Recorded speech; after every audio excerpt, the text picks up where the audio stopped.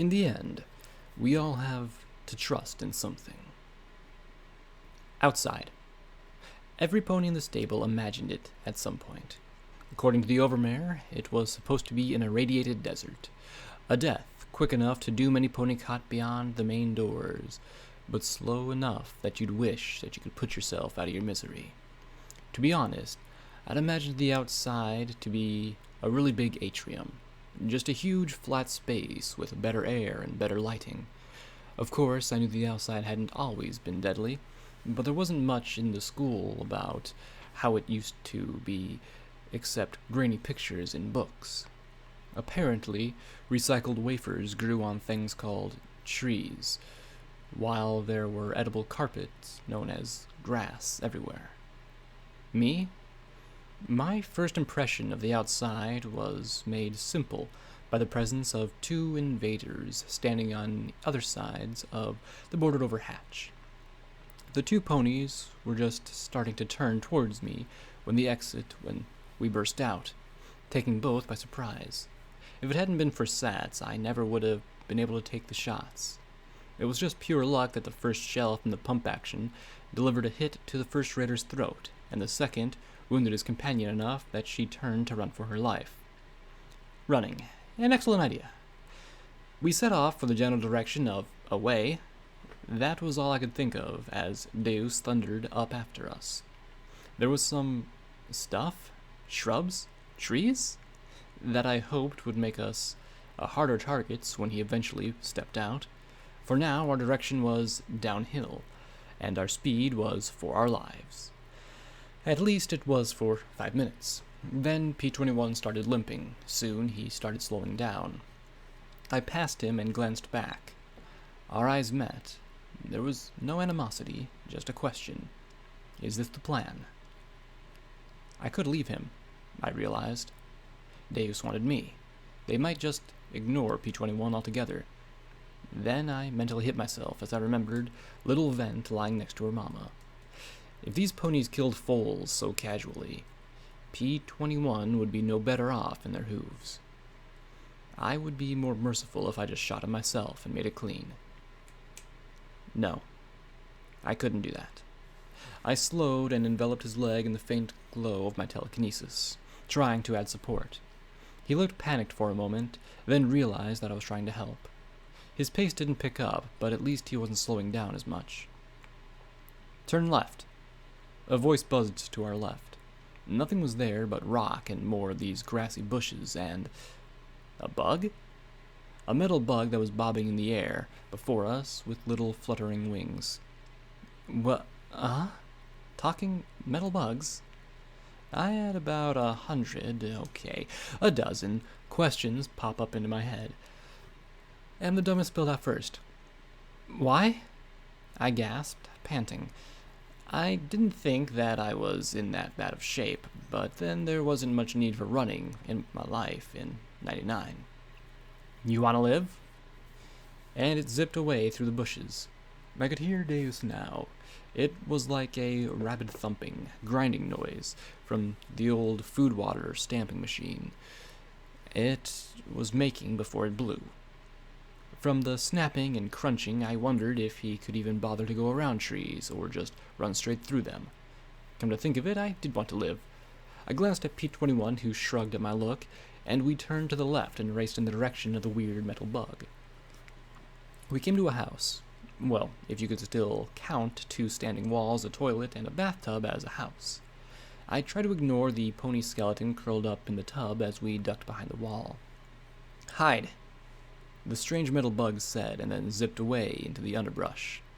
But, I started to say when I heard a panicked cry to the south. Not my voice, but definitely a terrified mare. I almost started after it when I realized that it had the same tiny buzz as the bug. A second later, Deus and the 4 raiders galloped past. We didn't move for a minute or two, but then, finally, I laughed. Well, that was exciting. Then I choked. I was gonna die. I can't explain it, but when I looked into the sky, I thought it'd be like the atrium ceiling. Instead, there was just this great, big emptiness above me, with distant gray that blurred into obscurity. Despite my head being tilted back, I felt like I was looking down. My brain screamed at me that if I took so much as a step, that I was going to fall into that immense nothing. I hate to admit that, after everything I'd been through, it was just the simple sky that made me wet my barding. "Blackjack? Blackjack!" P21 said, first with annoyance, then with growing alarm. I barely heard him. I couldn't move. I could only breathe as fast as possible. Slowly, he reached up with his hooves and covered my eyes. Immediately, the sensation of up being down ended, and I fell over. I wanted to retch, but there was nothing to bring up. I made sure my eyes were on the dirt when I opened them. I could finally lower my breathing rate to normal levels. "Thanks," I said softly and sincerely. He could have just trotted off and left me like that. If I'd left him behind, that's exactly how Deus would have found me eventually. There was another faint buzzing, and I raised my gaze enough to look at the tiny flying bug. Had I been out of it for that long? Now that I could look at the bug while not running for my life, I could see that it was actually a flying robot, made to look like a bug. Well, that was at least a little less weird than a non-robot metal flying talking bug. There was a faint crackling noise, and the tiny voice spoke again. "Well, he sure was in a hurry? Don't worry, I've sent him off on a wild sprite chase to the south." For some reason, though, I couldn't shake the feeling that it had something to do, had been watching us. "Thanks," I said, and I meant it. "Now, I hope you don't mind, but just who and what are you?" I was more curious than suspicious. I was fairly confident that if the bug thing wanted us dead, it could have just let Deus catch us. "Just call me Watcher. As for what, this is just a sprite bot. You'll find them wandering all over the wasteland. I just took some in this area over when I noticed you two helping each other." "So, Watcher wasn't this machine thing? He? The voice didn't sound very marish.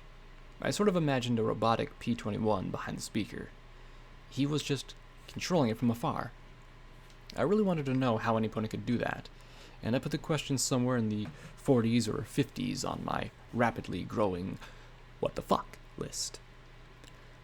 "Thank you," P21 said calmly, as if he wasn't fussed at all with meeting a robotic talking bug, the dry yellow stalks of grass, or the entire great, big, empty. I gave myself a shake to try and ignore it, but it was like the sky was Deus hovering over me. I couldn't freeze up like that every time I looked up, though. "Yeah, thanks for all your help. I don't suppose you can magically make shotgun shells pop out of that thing, can you?"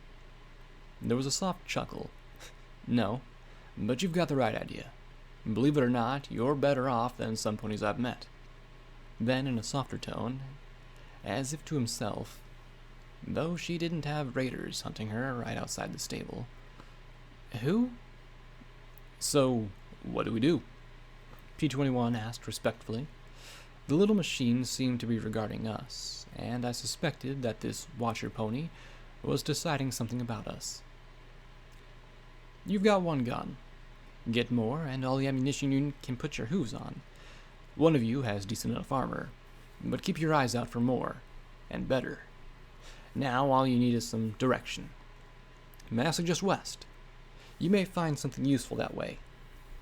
Lastly, make friends. The more ponies you have looking out for you, the better your chances." Another metallic chuckle. "Though I suppose the two of you have a head start on that one." "What?" I looked at P21 and gave an awkward laugh. "Oh, no, we're not friends. In fact, we really just met today." When I rounded him up to be retired, my laugh withered as P21 just looked away. "Okay, awkward." "Oh." For some reason the spite bot sounded disappointed.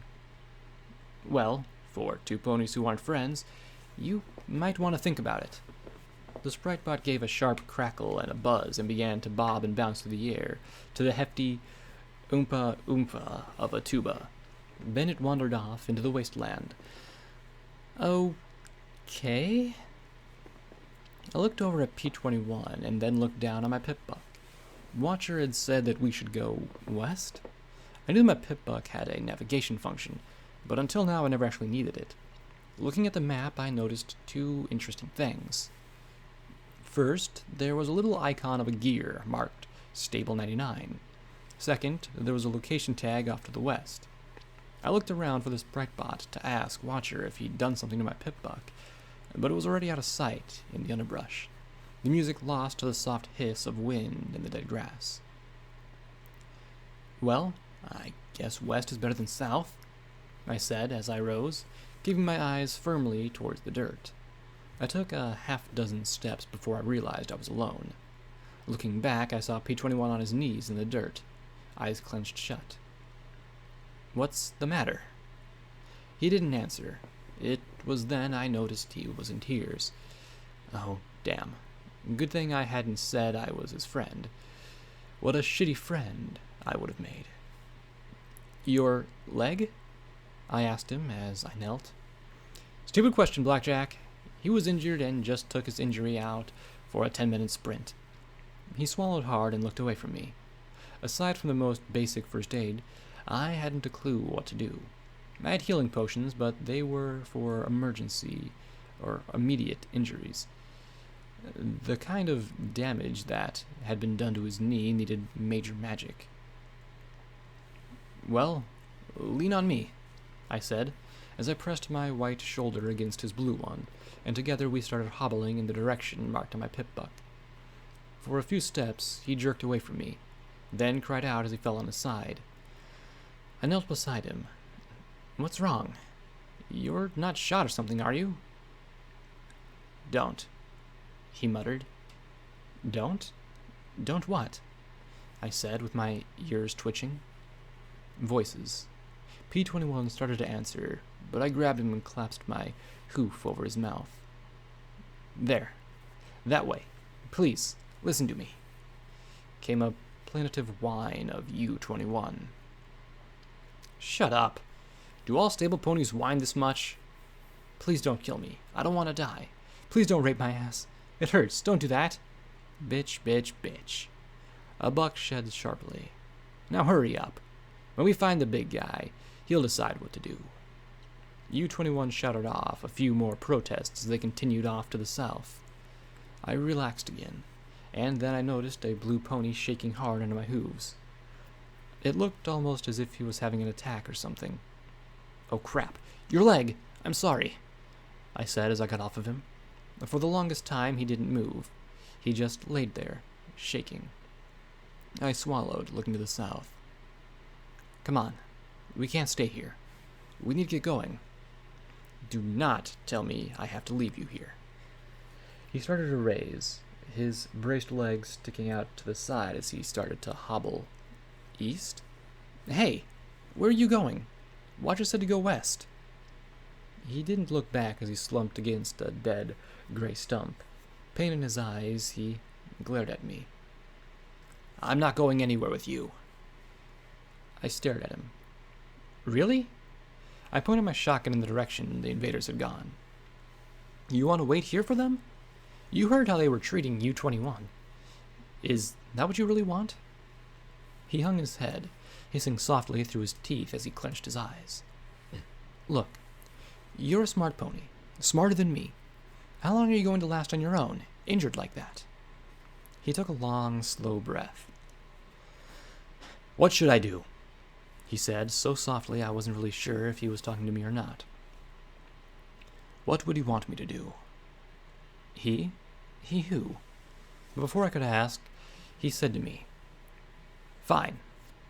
Till I can go on my own, I'll go with you." He tried to take a few steps, but at this rate we'd manage 50 feet in an hour. I moved up beside him and leaned my shoulder against his. "Don't touch me," he blurted. Funny. I would have thought a male would be used to being touched. Of course, when I pulled away, he nearly fell over. Again, he flushed, closing his eyes. "Please, don't touch me." A lot. Wow, he sounded like he was begging. Maybe he was a lot worse than I thought. I'll try not to, I said in a softer tone. I did my best to support him, and we hobbled to the west. Maybe we'd get lucky and run across a miraculously skilled unicorn surgeon who worked for free. I could keep my mind off the sky above, trying to work out the odds for that one. We'd been traveling for almost 3 hours, and it felt like a lot longer. There was no sense of time in the gray twilight beneath the rolling clouds. Walking shoulder to shoulder with P-21, I knew we weren't making good time, but it was increasing the odds that Deus wouldn't find us. I spent a little bit of time thinking about Mom and the stable. Had they cleared out the raiders? Who had died? It didn't matter, as I'd never see them again, but I felt homesick. I wanted to be able to look forward to Rivet's next game. I longed for my boring and uneventful night shift. I remember how thrilled I had been at the idea of being on the surface, and wanted to kick myself. I hadn't come across anything too serious yet.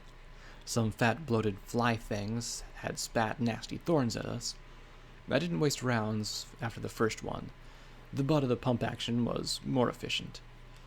When I put their carcasses into my bag, well, we'd had to eat at some point. Not that I was all confident that they were edible, but they'd be better than air or dirt, and quite possibly better than 2 centuries-old dead grass. My Pipluck's inventory system labeled them as bloat sprite meat. There was even a value next to it. How the heck would my Pipluck know the value, in a totally unknown economic situation, of a bug I'd never seen before? I should ask Midnight how... Damn it. I had to remind myself that this was my life now, but my mind kept going to the past. As lousy as things were in the stable, they were better than this. I once whined, to Mom about not wanting to be in security. It wasn't any fun. Sometimes survival comes before fun, she told me. I wondered if fun would be anywhere on my priority list in the foreseeable future. Ahead, the dead trees parted to reveal an immense, soggy field. Flooded square houses, patched with thick weeds around scummy ponds of muddy water. Still, that water did look incredibly inviting after over 3 hours struggling through the filthy wasteland. Then I heard the ticking. That was new and strangely ominous. I'd only heard it the one time I'd gone near 99's magic generator. I looked at my Pipluck, and it started the slightest of little radiation needle bouncing back and forth in the green. Oh, that's not good, I muttered, as I took some more steps forward and the clicking increased. This wasn't the flesh-stripping radiation that I'd been warned about in school, safety of course, but suddenly the pool seemed as inviting as a raider's welcome mat. Moving up the hillside, we could see a small intact farmhouse next to a barn. I could also make out their rainbow swirl in the pools and several rusted barrels sticking out of the water.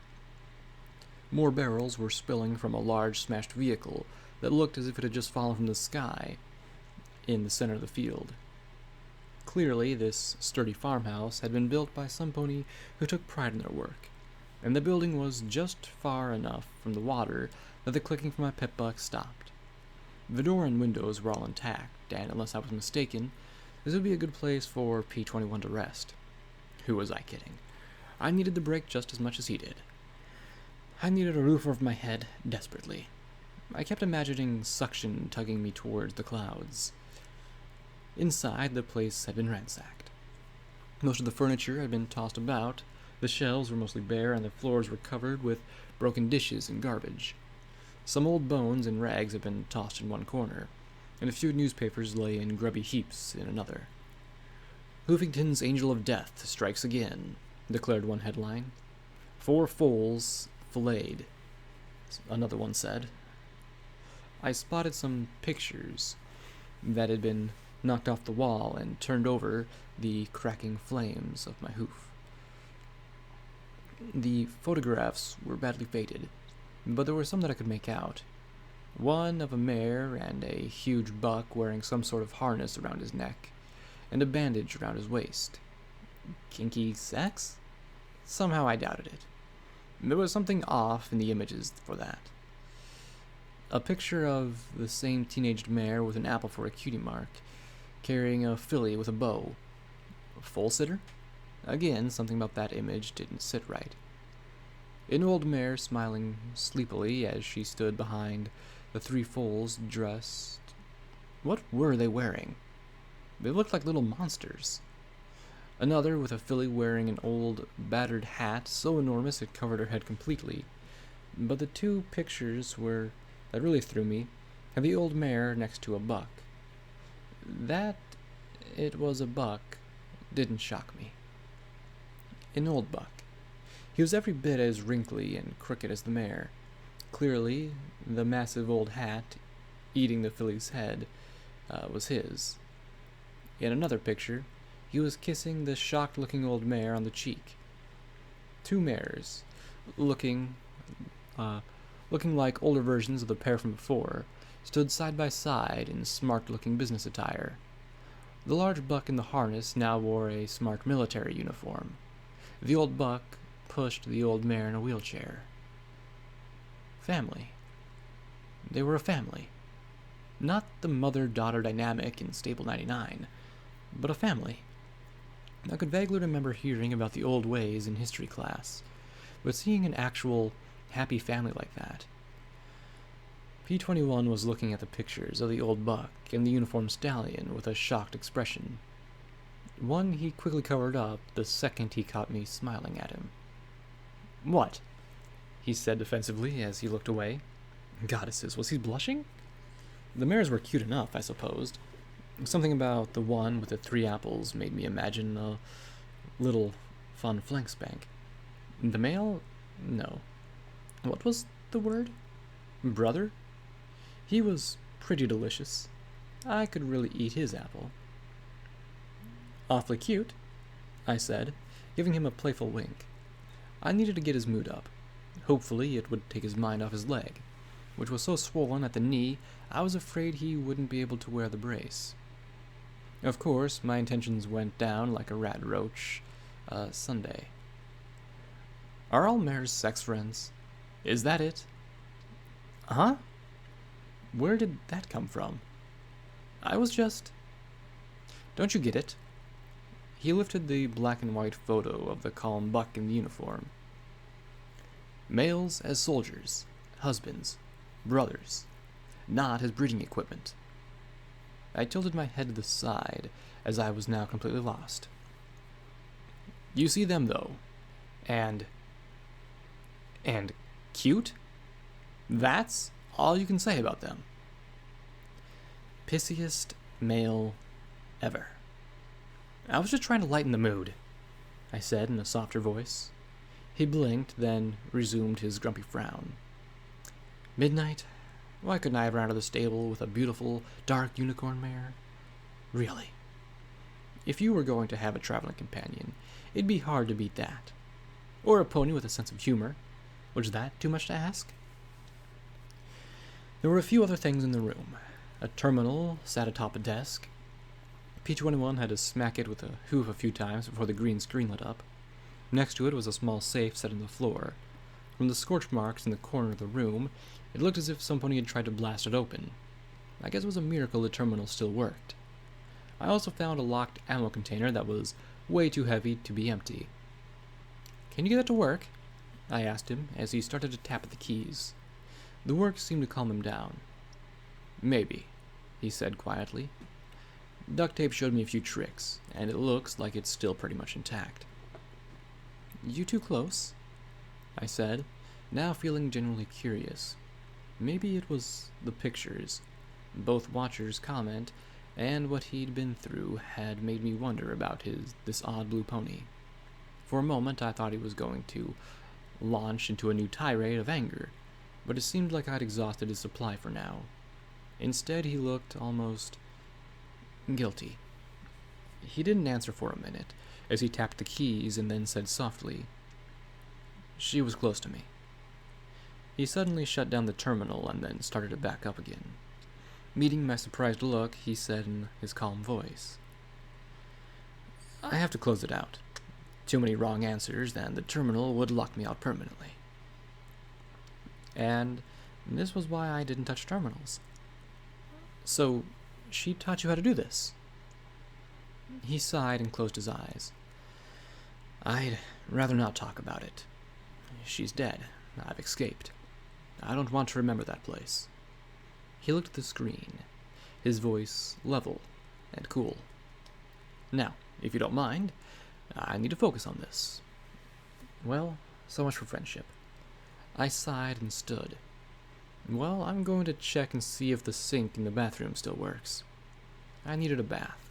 I desperately, terribly needed a bath. The blood I'd rolled in had hardened like black paint. I smelled of blood, urine, and feces.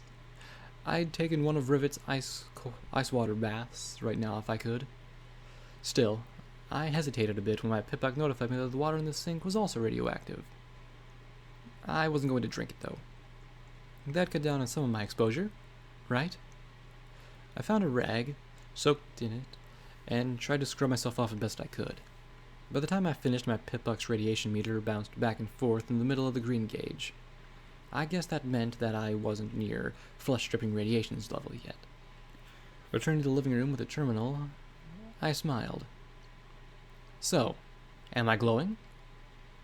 For the first time ever, a look of absolute, incredulous shock settled on his face. You're pregnant! I laughed as I flopped on the couch. Oh, goddesses. I hope not. I just washed in some water that was a little more radioactive than I'd have liked. Of course, if I were pregnant and irradiated. Okay, not thinking about that now. It definitely killed the joke, though. Oh, you look cleaner, he replied with a flush as he returned to the screen. He hit a few more keys and suddenly smiled. Finally. Granny. Interesting password. Nice, I said as I looked at the safe. Can you pick the lock on that too? I suspected it wouldn't be easy for him. It was a safe, after all. Why? He hit a key on the terminal, and a click came from the safe. Okay, now he looked smug. It was a nice change from the stoic or pissy look he normally wore. Then he looked at the ammo crate. Now that I'll have to try and pick. We swapped seats, him dragging the ammo box to the couch while I investigated the safe and terminal. Inside the safe were 2 stacks of bits, a small bag of bottle caps, another healing potion, another syringe of Med-X, some food that simply had to be past its expiration date, a revolver, and a half-empty box of ammo. I just dumped it all in my bags for now, my pitbuck tallying my inventory automatically. Then I turned to the terminal. There was a series of log entries. The dates after each were such gibberish, though. Well, I had nothing better to do while P-21 opened the ammo case. Entry 1. Well, in a time of one boneheaded decision after another, one more shouldn't be too much of a surprise. Celestia's out, and Luna's in. 1,000-year rulers. A good stretch, though, I suppose. Unfortunately, I doubt this whole thing shake-up is gonna do any pony lick good. Ministries? What are they doing that wasn't done before? I heard they're gonna remove the gardens, 'cause each one has to have their own headquarters, or some such. I'm glad I retired when I did. Don't think I could stand the hurt of seeing them all torn up. Entry 3. Big Macintosh is dead. I know they said he died a hero from saving Princess Celestia. I'm glad that Celestia's alive and all, but I also wish Granny's grandson were still about. Instead, they're going on and on about how heroic he was. It makes me want to split. Big Macintosh wasn't a hero for saving Celestia. He was a hero because he tried to save any pony who didn't deserve to die. Granny's not doing so well since the funeral. I don't think any statue in Ponyville's gonna make up for this. Entry 4. Buried Granny Smith behind the farm. Apple Bloom sent condolences. I don't know if Applejack's heard. Getting a message through the Ministry of Technology's a hassle and a half. It's been a long time coming, watching her slip away. Somehow thought she'd last forever, though. Things are getting so bad that I'm feeling like I want to join her some days. The world's so angry. It's so full of hatred that all I can do is shut it out and try and keep this little corner of green and healthy. It's all I can do anymore. Made a new friend, though. Marigold at the garden club. Kind filly. Said she'd drop by and show her foal the farm. Entry 5. World ended today. Thought it was worth writing down. I guess the world's over. Hooray. Load of ponies streaming through my fields to get up to the stable on the hill. I sent Marigold and her foal up that way, since they can't reach 90 in time. Hope it does some good. Hope there's some good left anywhere. Entry 6. Sky carriage crashed in the fields last night. I figure that's it then. I don't know what that sludge is, but it melted those 2 Pegasus. Liquefied them. There's some kind of green snow starting to fall. Pretty sure it's going to kill me. Done killed everyone else. Ain't seen a pony since that black mare struck in the barn. Invited her inside, but she just skedaddled. Feeling tired now, but maybe that's just my age. Never wanted to live long enough to see all this. Just wish I had the strength to rest with Granny. Feels wrong, dying like this. Entry 7. One generation passes away, and another generation comes, but Equestria abides full. Log out time. Disconnecting. I don't know how long I sat there reading these entries over and over again. It wasn't until I heard the pop of the lid coming off the ammo box that I looked over at P21. I felt completely torn. On one hoof, feeling bad for the old pony who'd lived just long enough to see his world blasted apart. On the other, he hadn't lived to see just how bad things would get. Seeing me blubbering, P21 suddenly looked uncomfortable as he opened up the case. Want some more bullets? He asked as he tilted the ammo container. Yeah, thanks. I didn't want bullets. I wanted 7 entries of Haas telling me how wonderful life was. I rose to take the loose, shifting rounds out of the case and dumped them unceremoniously into my bag. I had no idea what kind of gun they went to. Perhaps a rifle? As I scrolled through my inventory to distract me from the bones in the corner, P21 read through the journal entries himself. I don't know what I expected. Tears like mine, I supposed. I wanted to know that my reaction wasn't weak or wrong. When he finished, though, he didn't cry. He simply looked at me with that even blue gaze. Do you want to do something about it? Do? What do you mean? I asked in confusion. Well, you can sit there and cry, he said as he rose with a groan, leg brace squealing softly before he limped towards the door. Or we can do what he asked. Confused, I stood and walked out after him. He looked around at the grass around the farmhouse and then slowly limped out. Was it just me, or was it getting darker? About 50 feet up the slope was an odd squared-off stone, something which had been used for a target practice, and the marble was so chipped that it became illegible. Start digging. Carefully, he said before returning to the farmhouse. Oh. Slowly, I started to scrape away the soil with my magic. It was hard work, and I was glad. Focusing on this, I felt my horror of that open darkness above me fading away. The nightmares of the attack dwindling away. I didn't see Air Duck's foal lying with her head nearly sawn off.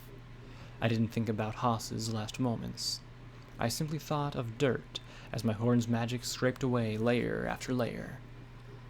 He returned just as my magic brushed against something more substantial. With great care, I levitated the dirt around the buried bones of the pony. Finally, I stopped. My horn hurt, my head hurt, my eyes burned.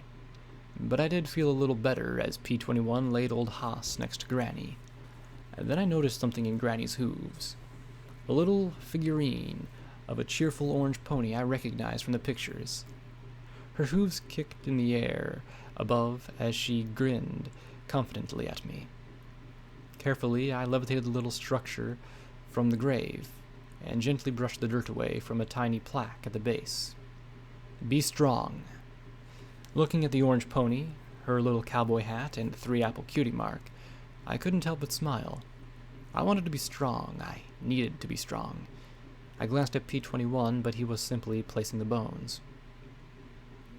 Would it be okay? I asked softly. He glanced at me, then at the figurine, before going back to placing Haas's remains into the earth. I'm curious why you're asking me, he said as he finished laying out the bones. He finished by placing the brown, moth-chewed hat atop the old skull.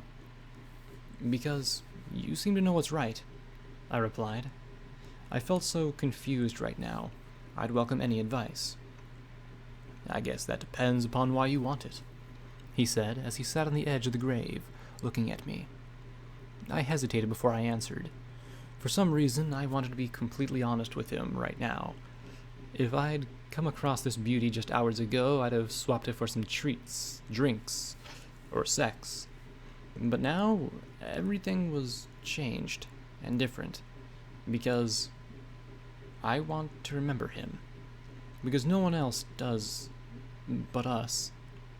I looked at him and gave a snotty sniff. And I've got to be strong. And if I wasn't strong, not really. I had a shotgun and an overactive proclivity to use it. Proclivity? He looked at the figurine in my hooves for a long moment, and then said, then I guess that'd be all right. As I looked at the figurine, a sensation settled around my shoulders, a focus driving away some of the terror and worries that were nibbling at the back of my mind. I carefully placed the figurine into my bag, and I was oddly happy that it didn't instantly have a value assigned to my pip-buck. Then we both stepped clear as I gently pushed the soil back into place around their bones. I even tried to put the yellowed grass back down. When I finally finished and my glow faded, only the faintest red smudges of light remained on the western horizon. Together, we returned to the farmhouse. The familiar alarm on my pip-buck woke me. I swung my limb at the end table once, twice, and then opened my eyes and blinked. There was no end table because this wasn't my bed, nor was I in my bedroom. I looked up at the ceiling, and how strange to see one that wasn't dull gray metal. Lying on my back, I traced my eyes along the cracks, and that was when it really sank in. I was outside. At once, I regretted leaving so soon. I'd been in such a hurry to get out with EC 1101 that I hadn't realized that it might be the last time I saw Mom. Without Deus there, and with the stable sealed, I knew that eventually Mom would retake it. They'd do something about the overmare if she was still alive. Big if, and get on with life. But could I go back? With Deus still out looking for me, what was to stop him from following me back in? He'd probably have some pony watching the stable and would come back the second I returned. I barely escaped once. Could I just lose my pip-buck? I didn't have any way to get my pip-buck off, and if I could, I probably wouldn't be able to find my way back. And it was possible that I'd annoyed Deus enough to have him be after me personally. And even if I dealt with Deus somehow, another big if, there was still the pony who sent him. If she could send one small army to invade my stable, just to get a file, she could possibly send another. No, I couldn't go back. Crap. Why was I missing home now? My body wanted a hot shower. It wanted a meal in the atrium. It wanted to report to the shift change briefing. It wanted to find Midnight and see if saving her life got me under her tail. But all that was over. Done. I'd never see Midnight again, nor Rivets, Daisy, the Overmare, Mom. And just like that, being outside sucked. And speaking of which, why Were there red bars on my EFS? Shit. Slowly, I rolled to my hooves. P21 had to be the yellow bar next door. He refused to share my bed, looking pissed that I'd even joked about it. Did he really prefer to sleep alone? I retrieved my shotgun and carefully opened the door a crack.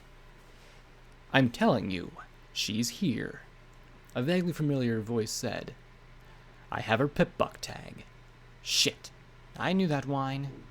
U-21. If he had my pip-buck tag, he could find me. Was there a range on these things? Every pony in security was locatable everywhere in the stable, if there wasn't local interference. I activated Mom's tag. Nothing. Maybe it was blocked by the stable walls. She'd better be. I've never seen Deus this pissed before.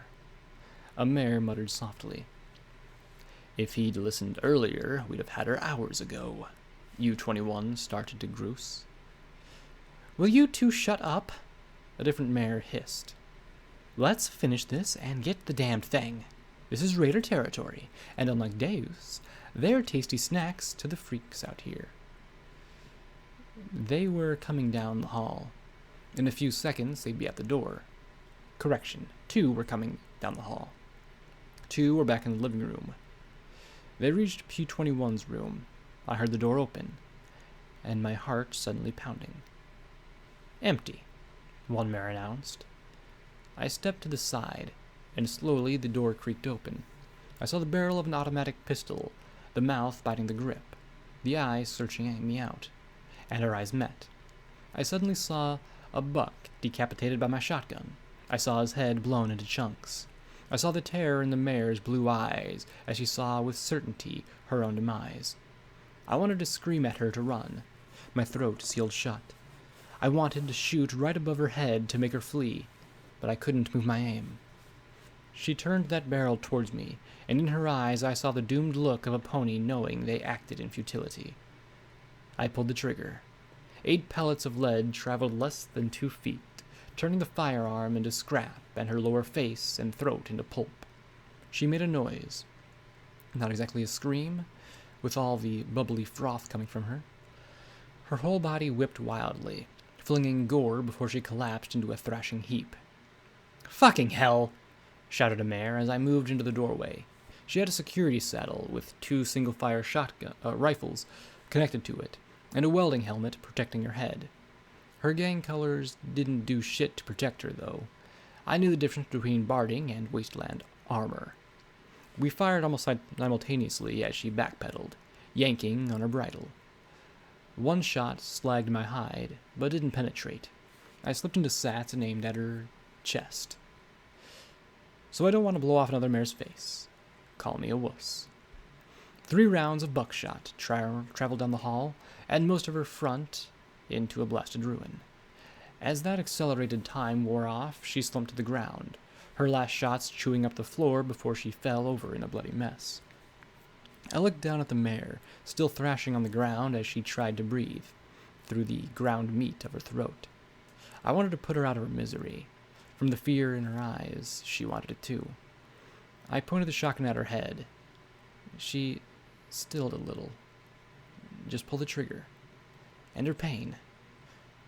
I couldn't do it. Sorry, I muttered to her. She shuddered and closed her eyes. I hoped that was that. And a second later, I'd have a bigger worry as a unicorn mare floated another automatic pistol around the corner and blindly fired. A lucky shot nicked my ear, which probably saved me by getting me to duck down. The mare then stepped into the hallway with 2 automatic pistols floating before her, aiming them right at my head. The shotgun blasted a cone of leaden destruction that had her scrambling for cover again. Her shots were wild, but I only had 3 more shells in the shotgun and no time to reload. I tripped over the bloody mare's corpse at the end of the hall, rolling over it as the remaining mare fired at me. U-21 was behind her, apparently learning about the little firearm feature called a safety the hard way. You're dead! Fucking dead! Screamed the mare as she pointed her automatics at me. Sats was still charging. We were going to make a mess of each other. And then my magic reached out. There was more than just a safety on an automatic. I fought to split my attention to hit those nubs directed between the safeties. I pushed, and the magazine slid out of the guns. 2 bullets, and only 2, punched my barding hard. 2 shells, and only 2, turned her chest into a bloody hole. She died with a confused look on her face, her fading horn still pulling the triggers. The brown unicorn got his weapon working, putting a round in the wall. He took one look at me and screamed as I brought the shotgun around, firing his weapon wildly in my direction. He was the pony that had told the raiders how to use the bloody pip-bucks to find the security mares. No other raider could know. He had been working with Deus, and he was shooting at me. Okay, trying to shoot at me. This was a shot I could take. Red bar, red, and it's dead. The last shell in the pump-action shotgun blasted out. In this final second, he raised his hoof to shield himself with his foreleg. He had been toasted, but for one thing, he was wearing a pip-buck. This one might not have been a reinforced case, but pip-bucks were tough suckers. The blast was virtually point-blank, and the lead shot didn't have time to spread, almost entirely ramming into the device. The unicorn found himself peppered with wildly flung shrapnel, but not turned into a smear on the floor. Screaming, he raised his hooves to his ears and rolled back and forth. The arcane device still attached to his leg was now so much sparking metal. Breathing hard, I reloaded as quickly as I could. He'd flung his gun when his focus snapped. I couldn't risk him getting it again. I lifted the reloaded shotgun. P-21 was shouting something, but there'd be time for that later. Then I got shot in the ass. The sudden boom of pain in the back of my leg scattered my thoughts as well. Damn it. Hadn't I decided back in Stable 99 not to get shot anymore? I looked back, and my eyes met the shocked face of P-21. He was shaking as he bit down on the brown unicorn's gun. I calmly put the safety back on, and just in the nick of time as he pulled the trigger a few more times. The friendly fire had turned my EFS red. I suppose it was the first time he'd shot a gun. "Aim, then fire," I said through the haze of pain, and I turned back to U-21. "Blackjack!" P-21 yelled as in a staggered voice behind me, and I looked back at him. There was a look on his face, stained and anguished. "He's done.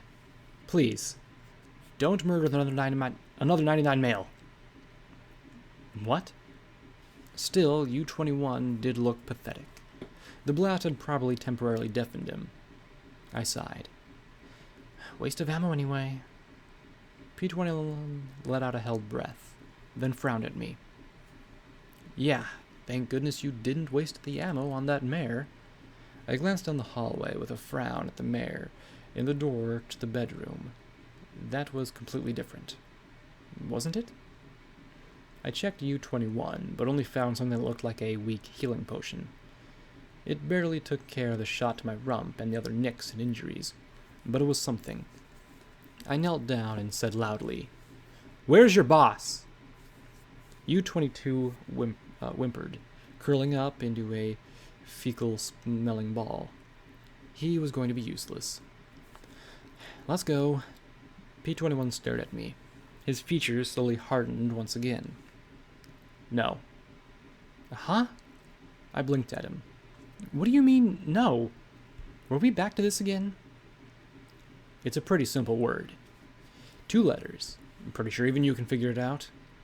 He pointed at a hoof of the other male. "Help him right now. Give him one of your potions," P-21 said firmly. "Otherwise, get going." Suddenly, the thought of being on my own loomed inside me. It was a feeling I didn't like one bit. One of the most effective forms of punishment in 99 was isolation. I'd gotten it twice. 24 hours in a virtual closet for mouthing off about the overmare. It was worse than detention.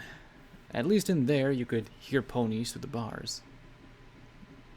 "P-21, I said softly. "You said I know this stuff better than you, right? Then help him. Otherwise, you're on your own." He said firmly, his lips pressed together. He meant it too. I floated out one of the potions Marmalade had tucked into her barding pockets, and set it next to him. He could use it when he pulled himself together. I felt a little ashamed, a little annoyed, and a lot confused. Did he think I spared the mare because I wanted her to live? Did he think I favored mares over bucks? That was just crazy. With a sigh, I gave one last look at U-21, and together we left the farmhouse. We continued following the pip-buck's directions west. I took it for a good sign that neither that metal abomination nor any raiders had found us since. Walking under the open sky, I still felt the pit in my stomach drop when glancing up, but I didn't lapse into bladder-weakening horror like I had before. I didn't stop keeping my eyes down at my own level, as I looked for something more hazardous than bloat sprites, though. P-21 was walking on his own, but slowly.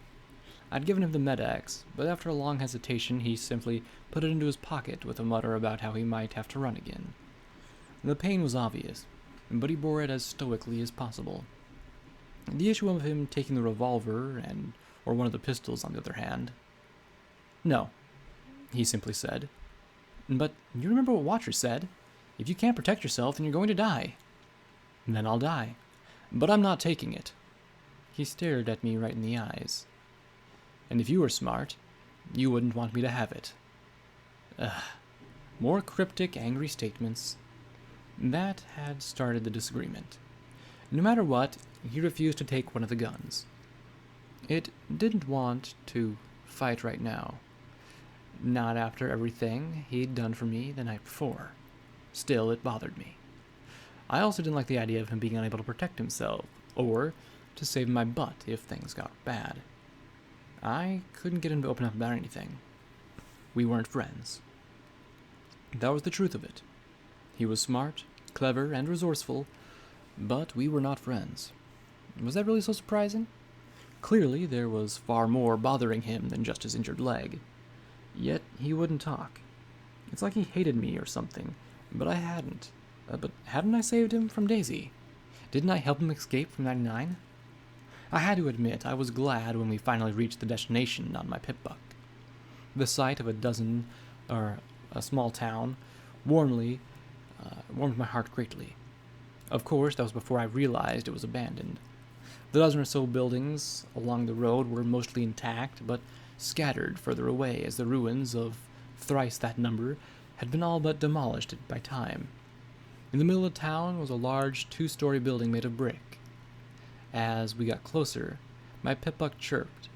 I looked at it and saw 2 new icons. Flooded fields laid behind us, and this town was apparently called Withers. Suddenly, red icons began to appear on my EFS, and we moved to take cover behind a standing wall. I peeked around the corner, searching for the source. Then I spotted the 2 raiders on the roof of the large square building. From their malted appearance and black leathers, it was pretty clear that they were similar to the breed that had attacked our stable.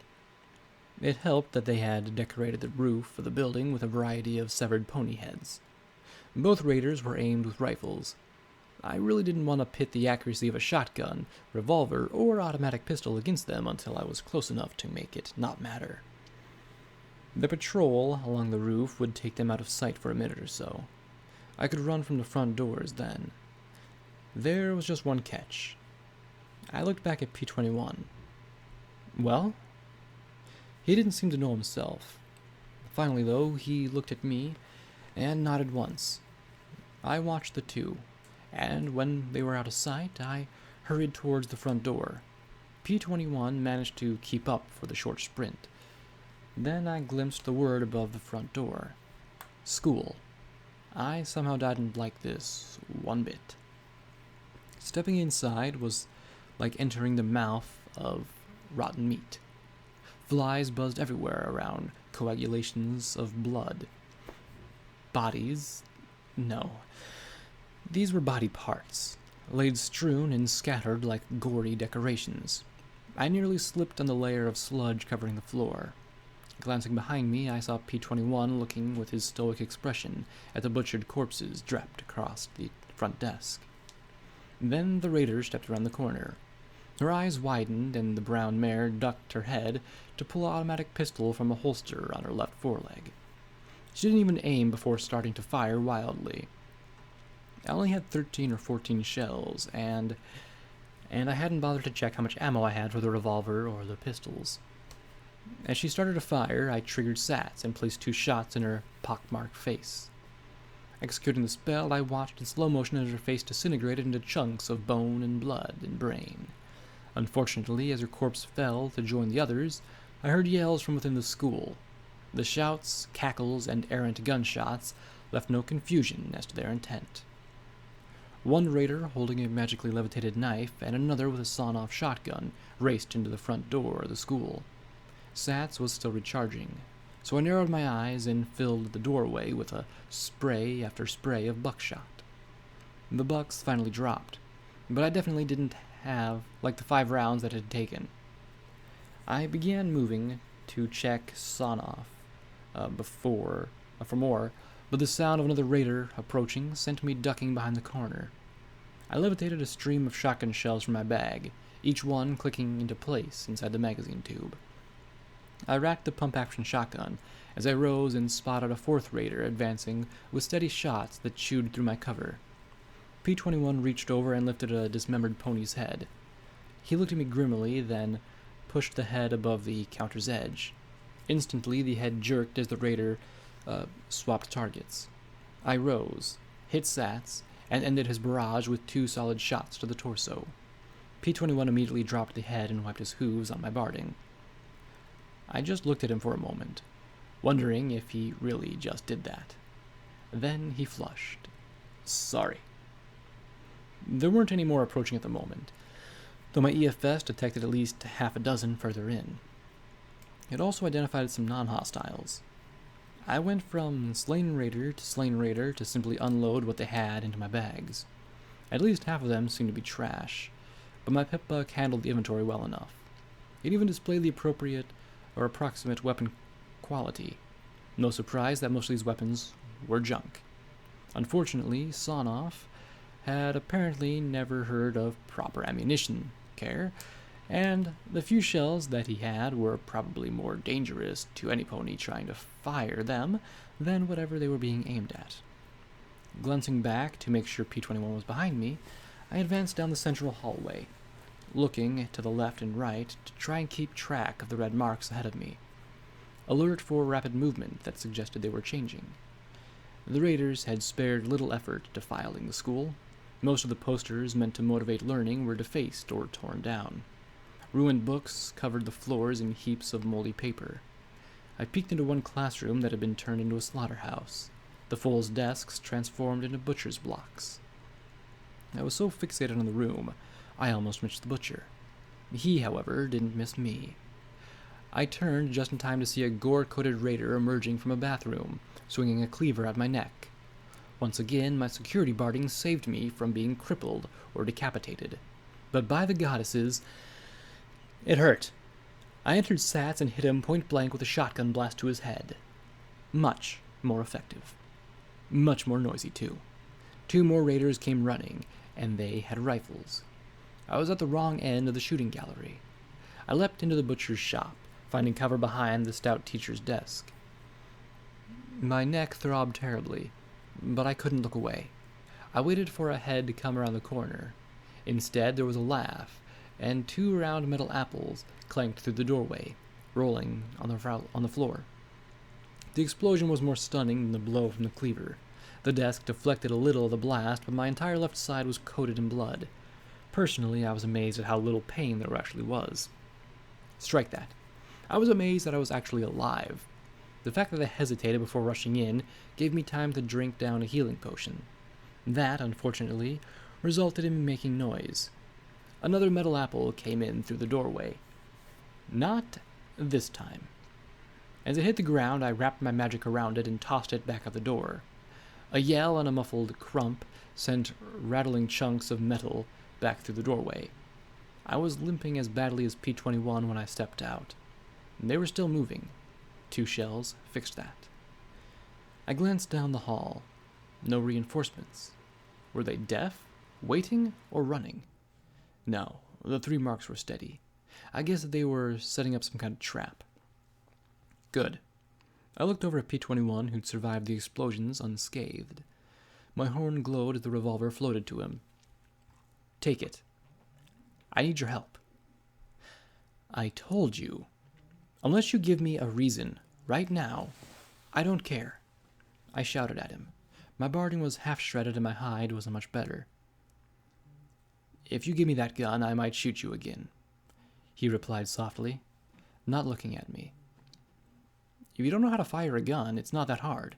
You point the end with the hole in it at the bad guys and pull the trigger. The bad guys, not my butt. I added for emphasis. Okay, there was a lot more to it than that, but I finally got him talking. I know the basics. And now he looked at me with that calm look. I mean that, if I have a weapon, I might kill you. Okay, what? I looked at the remaining 3 hostiles. They were still holding steady. I wondered if I could have imagined why we were holding back. Probably not. Okay, elaborate for me? I don't want to talk about it, he replied firmly.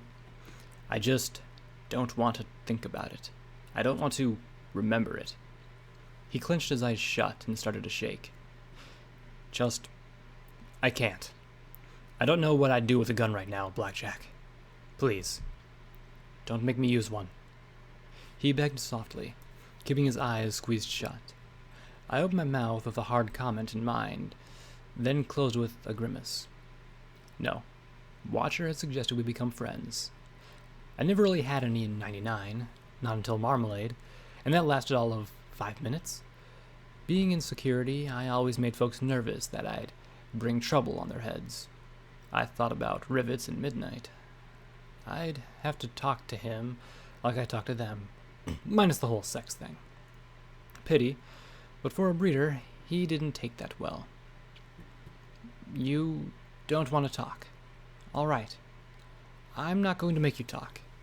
It's just that there's 2 of us here and only 1 of us shooting. There was a guilty look in his eyes. I don't trust myself with a gun right now. He looked away. I'm glad you know who you're supposed to shoot.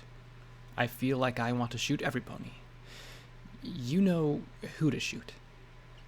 Somehow I suspected he wasn't talking about my Pip-Buck's eyes forward sparkle. Him shooting me in the farmhouse, and trying to fire it again after I hit the safety. Those had been accidents, right? I remembered back to the flooded fields farmhouse, at the figurine in the dirt, because you seem to know what's right. That? Don't think about that now, Blackjack. You're in the middle of a nightmare. Try to focus. I took a deep breath and did my best to summon my most nightmare moon may care smile. Now was no time to show doubt. Hell, I needed to convince myself as much as him. Oh, well, that's simple. We just need to get you another Pip-Buck. Yellow, be mellow. Red, it's dead. I was glad to see him return my smile. Okay, if it was a half-assed smile, but right now I feel like half my posterior was blasted off. I noticed a red line creeping slowly towards us. I don't think that would help much. In 99, all the Pip-Buck showed me was red, he said as he looked at the revolver and pushed it back towards me. I'll try and back you up, however I can. Just, please don't ask me to do this. I could try and force him to carry the revolver. It seemed so ridiculous here in the wasteland. We were sitting in a school that had been transformed into a grisly morgue, but he still refused. Somehow, even in all this, he wouldn't cross that line. I doubted that when Watcher talked about us being friends, it involved me shoving a gun into P-21's mouth and sending him to kill ponies. All right. Just promise me you'll tell me why someday. Okay, P-21? Relief flooded his features. You'll be the first to know, because you're the only pony in the wasteland that has a clue what 99 was like. But still, first to know. He was trying for a joke.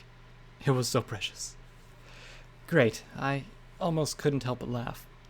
Almost.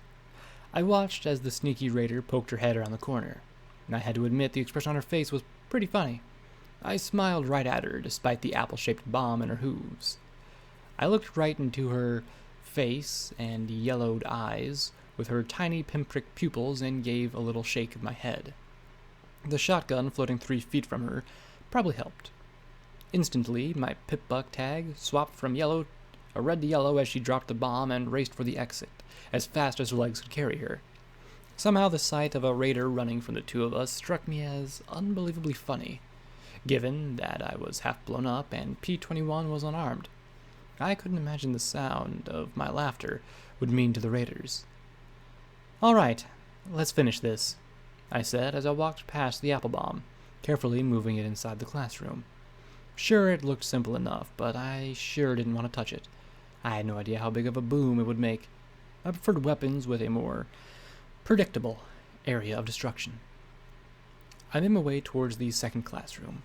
As I neared the door, one knife-wielding raider sprang at me. Knife versus shotgun. Really lousy odds for her, but it cost me 2 of my 4 remaining shells. Only 1 raider remained with the friendlies. I trot past more scattered filth, heedless of the risk. At this moment, I just wanted it to be over with and cleared. The other classroom had a pen of sorts constructed out of chain-link fence in the far corner. Within were half a dozen filthy, terrified-looking fillies. The raider crouched behind him. "Cunt," he said, then gripped the stem of an apple bomb with his foul brown teeth. What was it with raiders and that word? Still, something felt off. He wasn't acting suicidal. He was acting cocky. Then again, if I shot him and the apple thing exploded, then this would definitely have an unhappy ending. Carefully, I shifted the shotgun into my front hooves and turned it to place the trigger in my mouth, like I'd seen other ponies do. Then I slowly advanced. It had to be the most awkward approach attempt in pony history, but it was working. His grin wavered as he looked confused and then worried.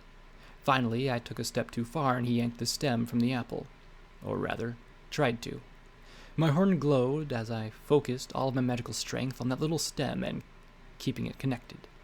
Step by step, I moved until the barrel of the pump action was pointed to the chain link. I tried to make eye contact with the foals, looking at the floor. 1 or 2 caught the look. "Net down, girls," I said through the mouthful of trigger. They hit the deck, and his eyes widened in panic. Sats ensured the shots would go where they needed. The last 2 shots rang out, and his ribcage vanished. The assorted viscera came within slithering out in a messy heap over the hostages, but they were alive at least. Suddenly, the girl started screaming. There were 2 bangs from behind me and an explosion, and everything turned white, and then dark. I was still alive. This hurt way too much to be death. I was stripped and face down on a mattress. He'd warned me that he'd try to kill me. I just didn't actually expect him to do it. I heard voices and glanced over to see P-21 surrounded by the nervous fillies eating some of the 2-century-old food from the farm, as well as what I assumed were some raiders' supplies. Apparently, it was still edible. A small fire crackled in the trash can next to them. The foals wore ragged cloaks draped over their flanks. My back was wrapped in layers of medical bandages, and movement made everything hurt. My low groan tipped P-21 off, and he rose to trot to my side. "How are you feeling?" "You shot me in the back," I groaned. "I didn't," he stammered. "Some pony shot me in the back," I growled, glancing at him. Was I going to have to get used to this? "He really didn't, ma'am," a little filly said, trembling slightly. "See?"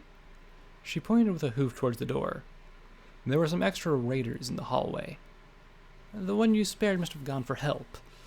They snuck up behind you, and I thought they'd killed you," P-21 said quietly.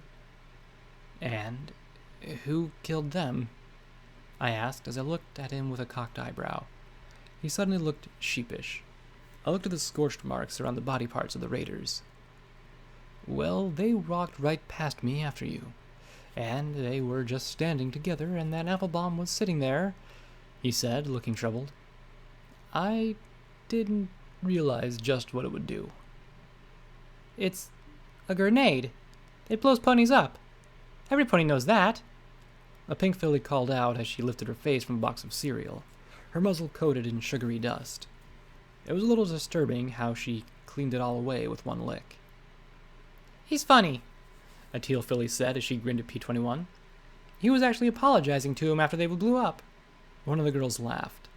The rest had expressions ranging from pained to tired to even happy. They didn't look scared. Though, with how I must have looked right then, it'd be a miracle if anybody was scared of me. I don't think I'll be able to do that again anytime soon, he said softly, flushing as he looked at the girls who were tucking into the raiders' supplies. There were boxes of it tossed in the corner. Food that old couldn't possibly be healthy, but it was apparently quite tasty. Why were raiders butchering ponies if they had other food, though? That's just crazy. I looked at the teal one, who, aside from looking very sore under her tail, seemed the oldest and most composed. So, what's your name? How did you get here? And how loudly do I have to whine before you share some of that with me? I said as I pointed to a box of dried apple shavings in her hooves. She blinked, then grudgingly parted with half the box. I was a little skeptical until the first bite. Then my eyes went wide. I'd never tasted anything so sweet and tasty in my life.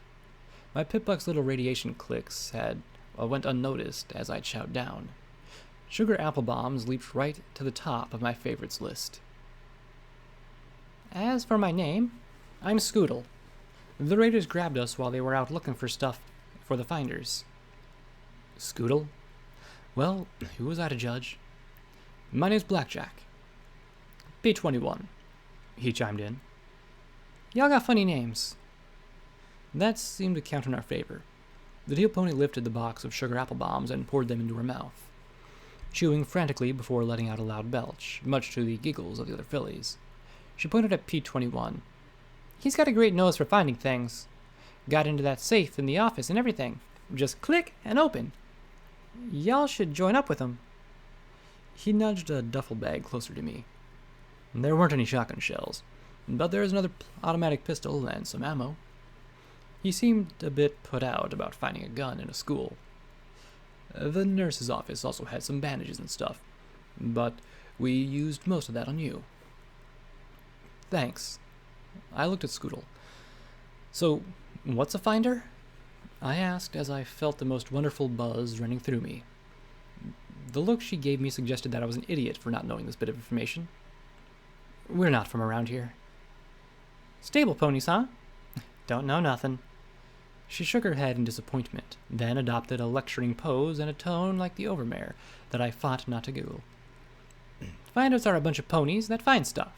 They trade and swap for the darndest of stuff, even junk, but they pay good for ammo, weapons, and anything we find that we don't use. They'll trade almost any pony. So you're finders? Apparently they were not, from the sour look I received. No, she said as she stood with pride to show the tiny patch crudely sewn on to the ragged plaid cloak. It was a little soiled white cloth showing a rearing filly. We're crusaders. But where are your parents? Immediately they all looked angry or sad. I got the distinct sensation that I'd just fucked up, but I couldn't see how. If they were kids, they had to have some pony, right? P-21 answered me in a whisper. Blackjack. They're orphans. I really didn't want to move, but the sugary goodness compelled me. That, and I wanted to peek around Withers real quick to see if there was any more red marks on my EFS. Still, I wouldn't look up at the sky. It made me feel silly. These children had been captured, tortured, raped, and had watched some of their cult friends get killed. And here I was scared of the sky. Still, I had to admit, the cool air was quite nice. I never realized till now how thick and humid 99's air had been. There was a billboard at the edge of Withers, where a road straightened to the southeast. "Welcome to Hoofington, City of Tomorrow," read the caption over an image of soaring gray towers connected by bridges. In the sky above, 7 Pegasi flew like an arrowhead, trailing crackling thunder. "See Shadowbolt Tower," declared bold words in one starburst. "Home to the Hoofington Reapers," announced another, a burst next to the grinning, gap-toothed cartoon buck in a black helmet. "Tour Rabronco Headquarters. Free for fillies and colts," a little robot pony said with a wide smile. There was one thing off, though. Written across the billboard in faded red spray paint was, "Abandon all hope, ye who enter here." Not exactly the best advertisement for the city. I could barely make out an eerie green light in the distance down the road. The plinking of a piano and the twang of a banjo filled the night, preluding the Spritebot's arrival. I narrowed my eyes as it bobbed through the air past me. For just a moment I thought it was going to continue into the dark, when it paused and turned towards me. "Watcher?" I asked, sitting up a little. The obnoxious music cut off at once, and the little flying machine flew in front of me. "Well, you're alive," said the tiniest little voice. "Glad to see it." "Glad to be it," I replied with a wince. I smiled as I looked at the bandages that covered half my body. Half blown up, but yeah, alive. I looked back at the bot. Something niggled in my mind, and I frowned. "You put this location tag on my pip-buck, didn't you?" There was a long, awkward silence. "Well, raider bases are a good source of ammunition and other goods," the voice said awkwardly. "No doubt, and I bet there's a lot of those all over the place." I lay down, folding my hooves in front of me. "You knew, didn't you, about the Crusaders?" The Spritebot hesitated, and I felt like he was picking his words carefully. "I might have had some intelligence about them being held till slavers could pick them up." I was angry, but I wasn't sure exactly why. "Why didn't you just tell us?" "Please, don't. Do you have any idea what it's like to tell people 6 fillies are being held by raiders, only to have them turn and run the opposite direction? Or worse, kill the raiders and sell the foals to slavers themselves?" There was anguish in his voice that he knew all too well. "I just wanted to point you in the right direction and hope you could work it out." I sighed as I lowered my chin to my hooves. "Do me a favor. Next time, tell me. All right?"